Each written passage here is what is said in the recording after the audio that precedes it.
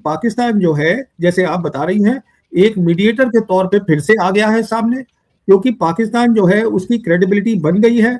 वो दोनों साइड को एक्सेप्टेबल है, ईरान को भी एक्सेप्टेबल है, उनसे बात कर रहा है, उनके फॉरेन मिनिस्टर अरागची से, आसिम मुनीर जो उनके आर्मी चीफ है बात कर रहे हैं, साथ में बात कर रहे हैं वाइस प्रेसिडेंट जेसी वैंस से।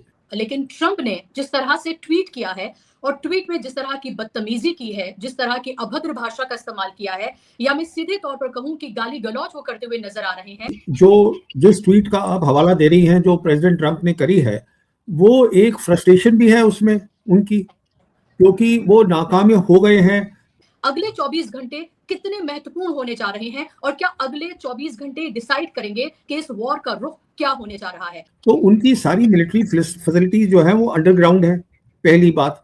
दूसरी, उन्होंने तय कर लिया था कि सबसे अहम चीज या जो अमेरिका की सबसे बड़ी कमजोरी है जिसपे हमने हावी होना है, वो स्ट्रेट ऑफ हॉर्मुज़ है। आपको लग रहा है कि जो एक हेजेमनी थी, जो एक सुपर पावर, जो इमेज थी, वो सब इस एक महीने में धराशाही हो गई है और ईरान एक बड़ी पावर के रूप में ना सिर्फ उभरा है बल्कि जीत रहा है या जीत चुका है? ईरान ने यह कह दिया है कि टिट फॉर टैट होगा, जो आप हमारे ऊपर करेंगे वही हम, जितने भी आपकी बेसिस हैं जीसीसी कंट्रीज में, हम वहां कर देंगे।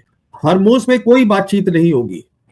ईरान बहुत क्लियर है कि हम स्ट्रेट ऑफ हॉर्मुज़ पे बात नहीं करेंगे। और ये लग रहा था कि शायद बातचीत के कुछ दौर शुरू हो सकते हैं, लेकिन ट्रंप ने जिस तरह से ट्वीट किया है और ट्वीट में जिस तरह की बदतमीजी की है, जिस तरह की अभद्र भाषा का इस्तेमाल किया है, या मैं सीधे तौर पर कहूं कि गाली गलौज वो करते हुए नजर आ रहे हैं, धमकी वो जिस तरह से दे रहे हैं, ऐसा लग रहा है कि अब इस वॉर की इंटेंसिटी और बढ़ती हुई नजर आ रही है। हालांकि दूसरी तरफ हम ये देखें कि पाकिस्तान एक क्रेडिबल मीडिएटर का काम करता हुआ नजर आ रहा है, ऐसा कहा जा रहा है, और वो दोनों से ही बात कर रहा है, दोनों पक्षों से, यानी कि अमेरिका से भी और ईरान से भी।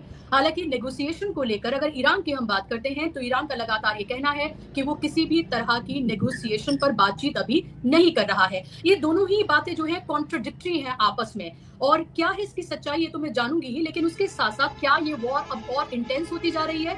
अगले 24 घंटे कितने महत्वपूर्ण होने जा रहे हैं और क्या अगले 24 घंटे डिसाइड करेंगे कि इस वॉर का रुख क्या होने जा रहा है? प्रवीण जी, मेरा पहला सवाल आपसे कि ट्रंप का ये ट्वीट और उसकी धमकी, और उसके साथ जिस तरह से ईरान ने जो वापस एक तरह से धमकी भरे अल्फाज में ये कहा है, और ये कहा है कि अगर आप हमारे पावर प्लांट्स, ब्रिजेस, इन सब पर अगर हमला करेंगे तो हम पूरे जीसीसी के पावर प्लांट को पूरी तरीके से निस्तेनाबूद कर देंगे। प्रोफेसर मरांडी ने बाकायदा तौर पर सामने आकर कैमरे पर कहा है।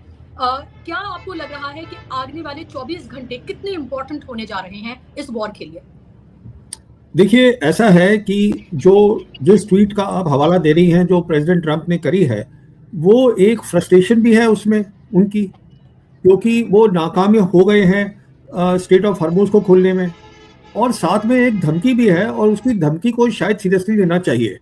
धमकी ये है कि हम जो है पूरा आपके power plants, basically civilian infrastructure को हम डिस्ट्रॉय करेंगे, क्योंकि जहां तक उनका मिलिट्री इंफ्रास्ट्रक्चर है ईरान का, वो सारा अंडरग्राउंड है। तो ईरान ने यह कह दिया है कि टिट फॉर टैट होगा, जो आप हमारे ऊपर करेंगे वही हम, जितने भी आपकी बेसिस हैं जीसीसी कंट्रीज में, हम वहां कर देंगे। तो कहने का मतलब ये है, अगर ये ऐसा हुआ तो फिर बहुत ज़्यादा नुकसान होगा जीसीसी कंट्रीज का, और नुकसान होगा ग्लोबल इकोनॉमी का, और ग्लोबल रिसेशन हो जाएगी, बहुत दिक्कत होगी, जो कि बहुत लंबी चलेगी। तो अभी क्या हो रहा है कि जो दो बड़ी ताकतें हैं, चीन और रशिया, वो दोनों अब खुलेआम ये कह रही हैं कि हाँ, सीज फायर पे बात होनी चाहिए, पर वो ये भी कह रही हैं कि जो ईरान की बेसिक जो मुद्दा है या जो बेसिक पॉइंट है, उसको नज़रअंदाज नहीं करना है। तो कहने का मतलब ये है कि पाकिस्तान जो है, जैसे आप बता रही हैं, एक मीडिएटर के तौर पे फिर से आ गया है सामने, क्योंकि पाकिस्तान जो है उसकी क्रेडिबिलिटी बन गई है, वो दोनों साइड को एक्सेप्टेबल है, ईरान को भी एक्सेप्टेबल है, उनसे बात कर रहा है, उनके फॉरेन मिनिस्टर अरागची से, आसिम मुनीर जो उनके आर्मी चीफ है बात कर रहे हैं, साथ में बात कर रहे हैं वाइस प्रेसिडेंट जेसी वैंस से। तो कोशिश ये हो रही है कि सीज फायर जो है हो सके जल्दी से जल्दी, और उसको परमानेंट पीस में बनाया जाए, बिकॉज ईरान का ये कहना है कि हमें परमानेंट पीस चाहिए। तो ये सबसे इंपॉर्टेंट बात है जो मैं आपको बताने वाला हूँ, कि सीज फायर के लिए दो ऐसी चीजें हैं जिसके लिए ईरान बिल्कुल कॉम्प्रोमाइज नहीं करेगा। वो तभी मानेगा सीज फायर के लिए अगर वो दो चीजें होंगी, और उसके ऊपर चीन और रशिया उसके साथ खड़े हैं। पहली चीज ये है, हॉर्मुज़ पे कोई बातचीत नहीं होगी। ईरान बहुत क्लियर है कि हम स्ट्रेट ऑफ हॉर्मुज़ पे बात नहीं करेंगे, और दूसरी उनका ये होगा कि अगर सीज फायर होता है तो इजराइल भी सीज फायर में आ जाए। ये नहीं कि इजराइल अपना काम चलाता ही लड़ाई करता रहे। तो ये अगर एक्सेप्टेबल होंगी तो सीज फायर हो सकता है, फिर बातचीत हो सकती है, क्योंकि अब दो, जैसे मैंने आपको बताया, दुनिया की बड़ी ताकतें चीन और रशिया ओपनली आ गई हैं सीज फायर के हक में और ईरान के साथ खड़ी है। तो कोई भी नहीं चाहता कि नुकसान हो, कोई नहीं चाहता है कि पूरी दुनिया की इकोनॉमी को कुछ हो। पर देखिए होगा क्या, क्योंकि जैसे आपने ट्वीट देखी है प्रेसिडेंट ट्रंप की कि उन्होंने वो गाली गलौज किया है और बोला है कि तुम स्ट्रेट ऑफ हॉर्मुज खोल दो। स्ट्रेट ऑफ हॉर्मुज अमेरिका नहीं खुलवा सकता है, स्ट्रेट ऑफ हॉर्मुज ईरान के पास है, ईरान तय करेगा कब खोलना है। तो मेरा अंदाजा ये है कि शायद सीज फायर पे कुछ खास काम ना हो सके और हम एक आगे की लड़ाई दिख रहे हैं।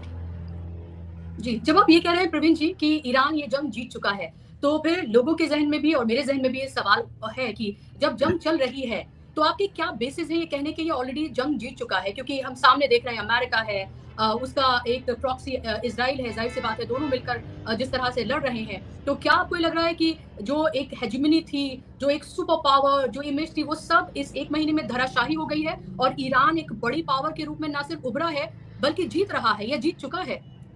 देखिए, मैं इसलिए कह रहा हूँ ये जीत चुका है क्योंकि ये वो लड़ाई है जो ईरान जानता था उसको लड़नी पड़ेगी। ये वो लड़ाई है जिसके ऊपर ईरान बहुत डेकेड से, सदियों से, I think that is the Hindi word for decades, मतलब दशकों से, हाँ, वो इसके ऊपर काम कर रहा था। तो उनकी सारी मिलिट्री फैसिलिटीज जो है वो अंडरग्राउंड है, पहली बात। दूसरी, उन्होंने तय कर लिया था कि सबसे अहम चीज या जो अमेरिका की सबसे बड़ी कमजोरी है जिसपे हमने हावी होना है वो स्ट्रेट ऑफ हॉर्मुज है, और वहां उन्होंने ऐसी वहां पर मिलिट्री ताकत रखी हुई है कि वो उससे अमेरिका छीन नहीं सकता। ये दूसरी बात है। तीसरी बात यह है, उन्होंने पहले ही तय कर लिया था कि अगर अमेरिका लड़ाई में आएगा तो हम इनकी जितनी मिलिट्री बेसिस है वो उनकी दूसरी कमजोरी है। पहली कमजोरी है स्ट्रेट ऑफ हॉर्मुज, दूसरी वो बेसिस है, हम उसको खत्म कर देंगे। तो वो उसके लिए भी पूरे तैयार है। नेक्स्ट बात यह है, क्योंकि ये वो लड़ाई है जिसके लिए वो तैयार थे, उनके पास प्रोडक्शन कैपेबिलिटी है अंडरग्राउंड, मतलब अगर उनकी मिसाइल्स और ड्रोन खत्म होती हैं तो वो उसको और प्रोड्यूस कर सकते हैं। और फाइनल बात यह है कि दो बड़ी ताकतें मदद कर रही हैं ईरान की, जैसे कि जो चीन है, चीन ने ईरान को अपना सैटेलाइट जो सिस्टम है स्पेस का वो दिया है।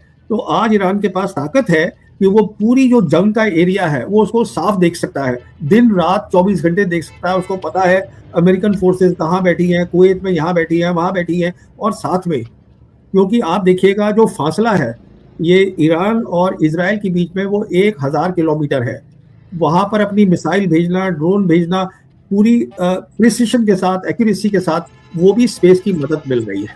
तो जब आप इन सारी बातों को देख लेते हैं, और लास्ट बात मैं आपको बता दूं कि ये वो लड़ाई है जिसके लिए, जिसको हम कहते हैं वॉर ऑफ सर्वाइवल।